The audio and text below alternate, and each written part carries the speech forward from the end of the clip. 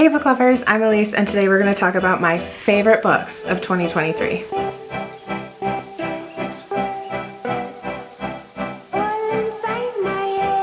So I have a list of top 10 books that are my absolute favorites of the year, but I do have some honorable mentions that I want to talk about. Because while they may not be favorites, they're really sticking out in my head and I want to make sure that they're getting the love they deserve. The first honorable mention is A Court of Wings and Ruin by Sarah J. Maas. This is book number 3 in the ACOTAR series. This book was so good, and something happens in this book that thankfully nobody spoiled for me before I got to it, and it shook my world. This is probably one of my favorite series ever, tops anything that I read as a kid, and I will never grow tired of this world ever. Another honorable mention is Cover Story by Susan Rigetti. I read this book over the summer. It gives vibes of The Devil Wears Prada. It was really good. It was really fast paced. I loved that there are so many female lead characters, including like FBI agents, corporate executives, and CEOs. But the twist in this book, holy crap.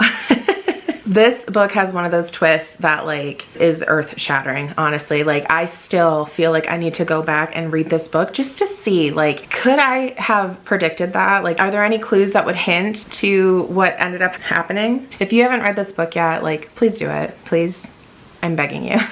Another honorable mention, this one is actually on a lot of people's top books of the year, and it almost made mine, but not quite. And that is The Writing Retreat by by Julia Bartz. I loved this book. It was amazing. It was really good. The only reason that I'm not considering this a favorite book of the year is because the first half of the book was perfection. It had like atmospheric, creepy, horror type vibes. And then the second half of the book is more thrillery, more suspense. And I wanted to stay in that atmospheric horror portion of the book. If that had continued to the end, then this would definitely be a favorite book. The next honorable mention is Sword Heart by T. Kingfisher. This is a fun, quirky, adventurous fantasy about a woman who's trying to escape an arranged marriage and a man who was cursed to live inside a sword, and they fall in love, and it's amazing. I love T. Kingfisher's humor, and this book is chock full of it. The next book on my honorable mentions, I think this book was pretty polarizing. I know a lot of people hated it, but I really liked it.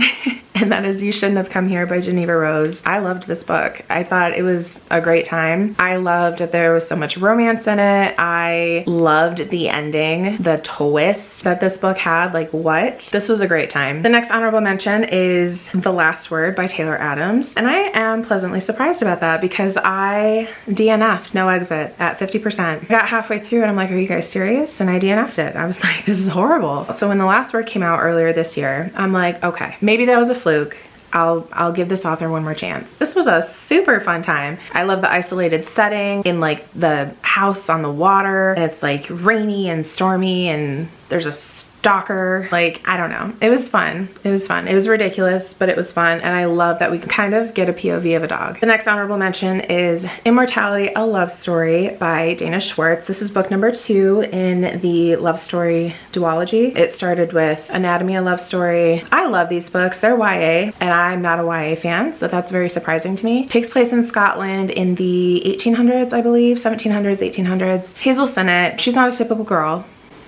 She's not like most girls. She doesn't want to be a housewife. She doesn't want to tend to children. She wants to be a surgeon. And in this day and age, that's not a thing that women do. So she basically works her butt off to follow her dreams. So there's a lot of gothic atmospheric vibes in this duology. There's mystery, there's a little bit of magic. It's amazing. The final book on my honorable mentions, I'm including on this list because it was my first 5-star read of 2023, and that is Sea of Tranquility by Emily St. John Mandel. I have not loved every book of hers that I've read. I really enjoyed Station 11. I hated The Glass Hotel. So this book is kind of short story. They do go together. Like, there's snippets of portions of time because all of these different stories take place in different points of time. So there's time travel involved. It's just, I don't know. This book was just amazingly done. Like, I don't remember a lot of the details of the book. I just remember it was so well written and it blew my mind. Like, how masterfully done this book was. It's like all these puzzle pieces that you're picking up along the way while you're reading. It's so satisfying at the end when just everything comes together. I read this book in one day.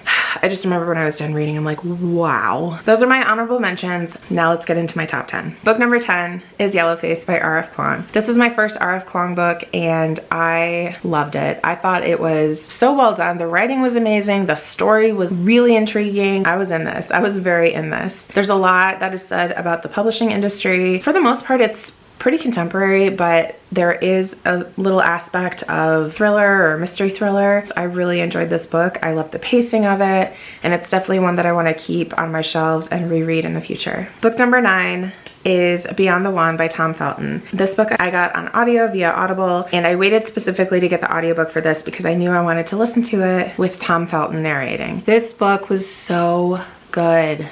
I love Tom Felton. He's such an amazing guy. Like, he's so chill and down to earth. He has such a past. He didn't let the negativity, you know, ruin his life. Like, he had struggles. Of course he had struggles. A lot of child actors go through a point in their life where they're transitioning from being a child actor to being an adult actor, or just being an adult in general. A lot of people struggle with that. They get into substance abuse. This book was just so open and honest and vulnerable, and it was so amazing to kind of relive the magic and the excitement of the Harry Potter movies, and the way that Tom speaks about his colleagues, the way he talked about, you know, Jason Isaacs and Maggie Smith, all the other people that he got to work with in these movies and other films that he's done. I mean, his first film was The Borrowers, which I completely forgot about until he mentioned it in the book. I'm like, oh my gosh, you're pea green. So it was just really fun, you know, to learn more about Tom as a person and see his journey, where it started through the Harry Potter series. You get a little bit of the behind the scenes about him and Emma Watson and kind of their love for each other that was kind of never timed properly. I very much enjoyed my time listening to this, and it's definitely going to be a memoir that I listen to again. Book number 8 is Happy Place by Emily Henry. I did an Emily Henry reading vlog. I actually started working on it in 2022,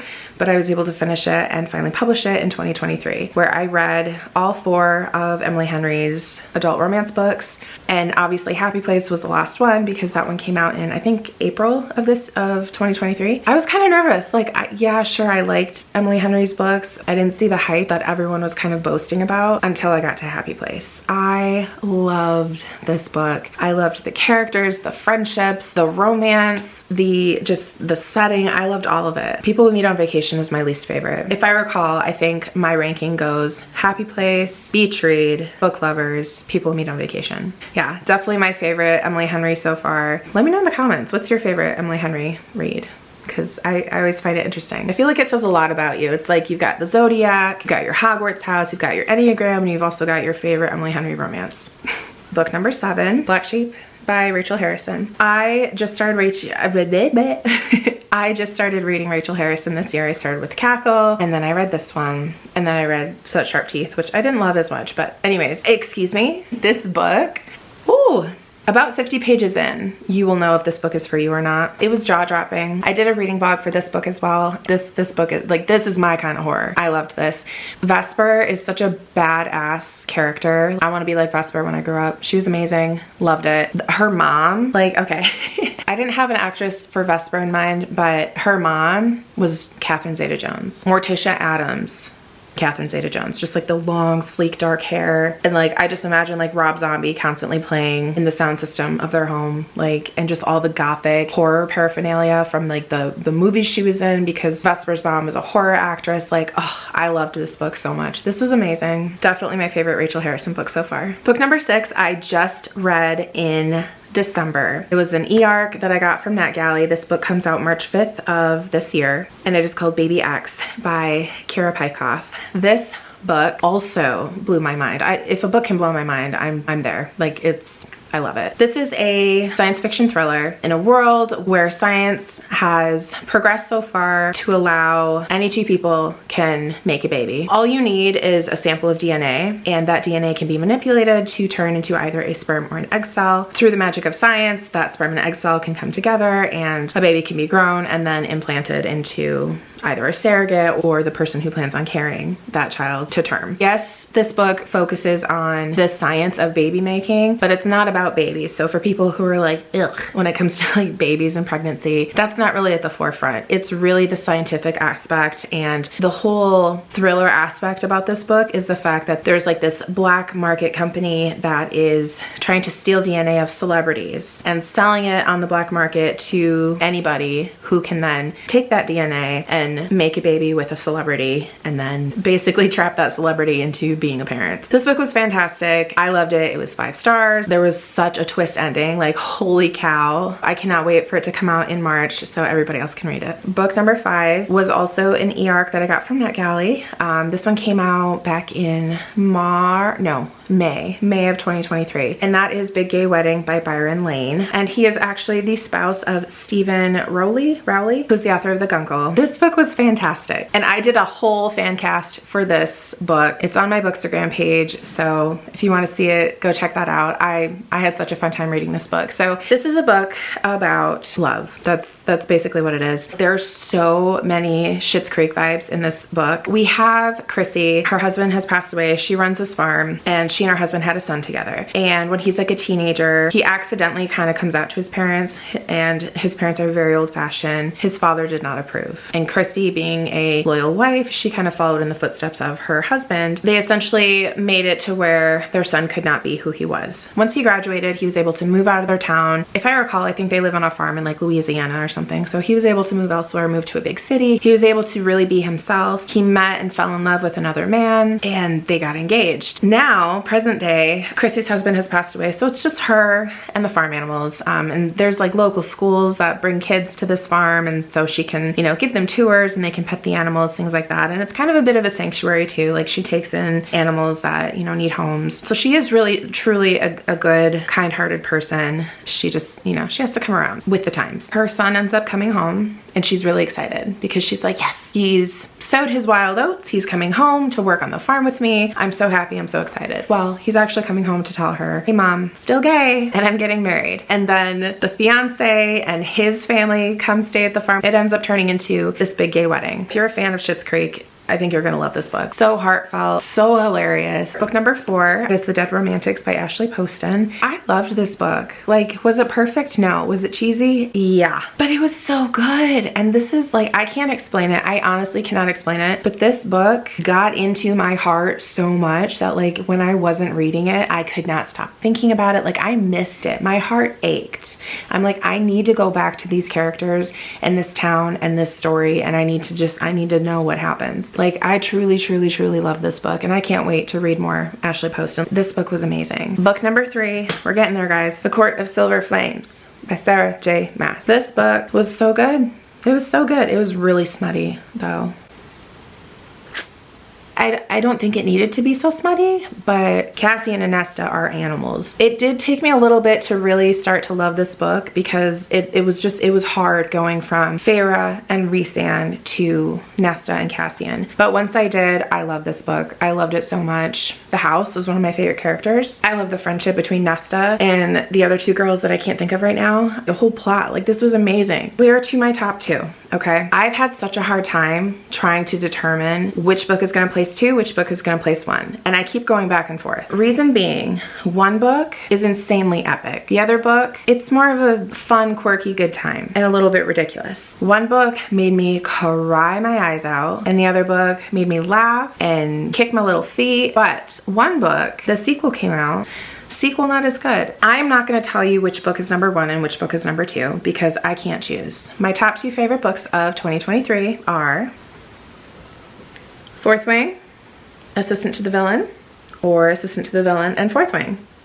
Who knows? I loved both of these books. This is certainly not a perfect book. I did read it twice this year. Overall, the story is amazing. I flew through this book both times. I love the dragons, I love the characters, I love the love. And then Assistant to the Villain, I just happened to see this on, I can't remember if it was Target or Amazon, but I was like, ooh, it's sprayed edges. That's cool, and it's new, I'll get it. Oh, this is by Hannah Nicole Mayer. It sat on my shelf for a couple weeks. Randomly one day, I sat down and I started reading it. This is so good. More and more people are starting to pick this up because it's not not quite as popular yet. I will give you a little bit more detail. Evie is the one that has to earn money for the family. She gets fired from her previous job for reasons that you find out about later on in the story, and she randomly comes upon this man in like a ditch or something on her way home. He is hiding from somebody, or maybe she's hiding from somebody, I don't remember. Turns out he is the infamous villain that likes to wreak havoc on the town. He's essentially like, you are a klutzy disaster of a person.